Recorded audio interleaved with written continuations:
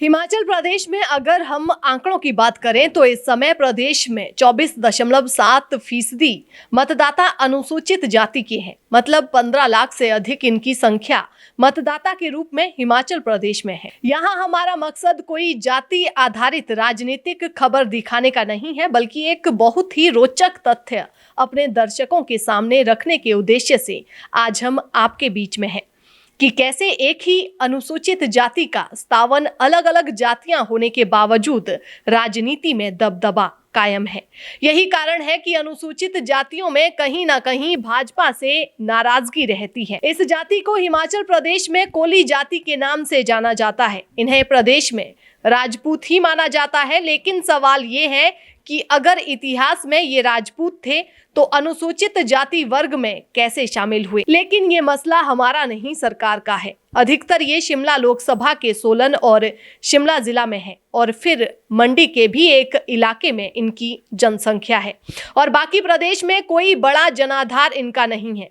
राजनीतिक रूप से इनका महत्व समझने से पहले कुछ बड़े नाम हैं जिन्हें जानना आपके लिए जरूरी है। हिमाचल प्रदेश भाजपा के प्रदेश अध्यक्ष सुरेश कश्यप कोली जाति के हैं। इसके बाद पूर्व सांसद वीरेंद्र कश्यप का नाम आता है।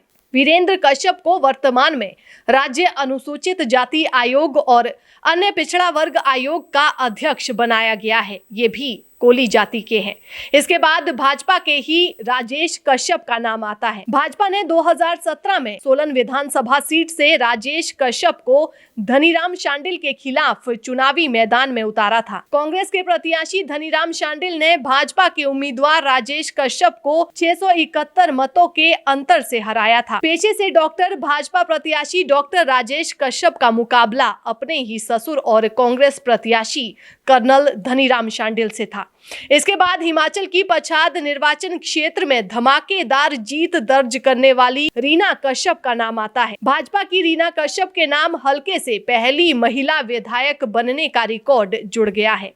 रीना कश्यप जिले में विधायक बनने वाली दूसरी महिला है। ये भी कोली जाति की है। हिमाचल भाजपा की कुसुम सदरेट कश्यप भी कोली जाति की है। इसके अलावा नितिन कुमार कश्यप, शशिबाला कश्यप, आरडी कश्यप, प्रदीप कश्यप, गौरव कश्यप और नंदराम कश्यप भाजपा के चर्चित चेहरे हैं जो कोली जाति के हैं। वहीं प्रेम धरेक कश्यप और बृजलाल कश्यप का नाम भी इस सूची में शामिल है।